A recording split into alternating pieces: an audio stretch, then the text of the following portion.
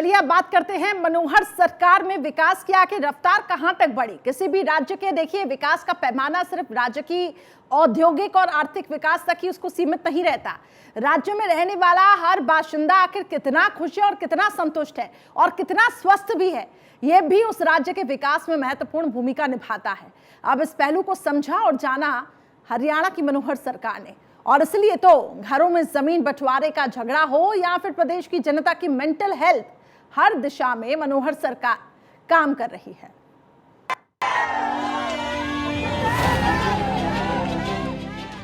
हरियाणा में अब हर तरफ खुशहाली,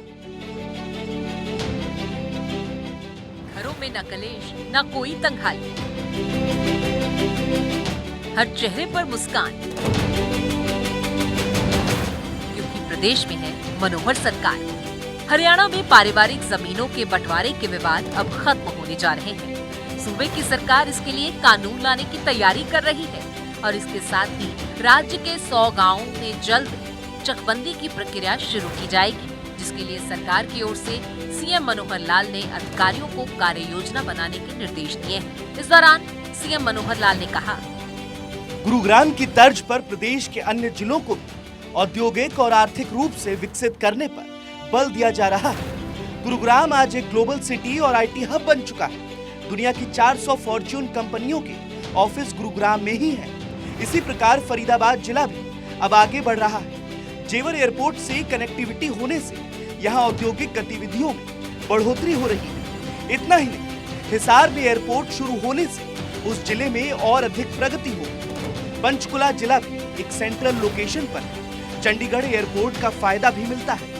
इसलिए सरकार ने जिले में विकास को बढ़ावा देने के लिए, डेवलपर को आकर्षित करने के लिए ईडीसी, एडीसी की दरें कम की। अब डेवलपर निवेश कर रही है और जल्द ही पंचकुला भी एक आर्थिक राजधानी के रूप में उभर कर आएगा।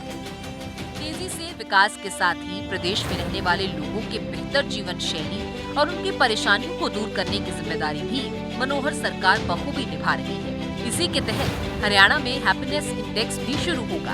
इसे लेकर सरकार ईज ऑफ डूइंग बिजनेस की तर्ज पर ईज ऑफ लिविंग की दिशा में काम कर रही है। सीएम का मानना है कि किसी भी राज्य की खुशहाली का सबसे बड़ा पैमाना है कि उस राज्य के लोग कितने खुश और संतुष्ट हैं।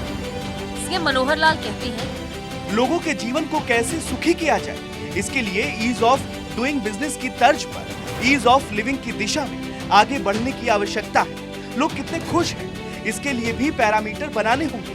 भूटान देश जहां हैप्पीनेस इंडेक्स को मापा जाता है, उसी तर्ज पर यह प्रयोग हरियाणा में भी करके दिखाएंगे। सीएम का मानना है कि आम जनमानस की परेशानी को दूर करना ही सरकार का मुख्य उद्देश्य है। सीएम ने बताया कि सरकार लगातार नई नई तकनीक का प्रयोग करती है। इसमें सरकार को सफलता मिलती है।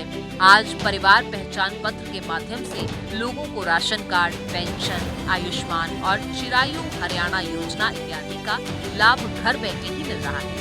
इसीलिए हमने पीपीपी को नई परिभाषा दी है। पीपीपी यानी permanent protection of poor people.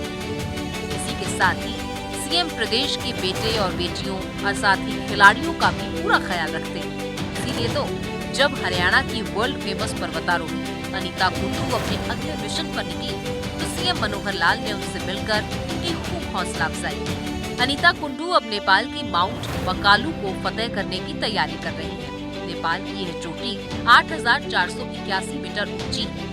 इससे पहले वो 3 बार दुनिया की सबसे ऊंची चोटी माउंट एवरेस्ट पर सफल चढ़ाई कर चुकी है। तो नेपाल की यात्रा से पहले अनीता ने हरियाणा के मुख्यमंत्री मनोहर लाल से मुलाकात की और सीएम ने भी अनीता को उनके नए अभियान के लिए खूब शुभकामनाएं दी है।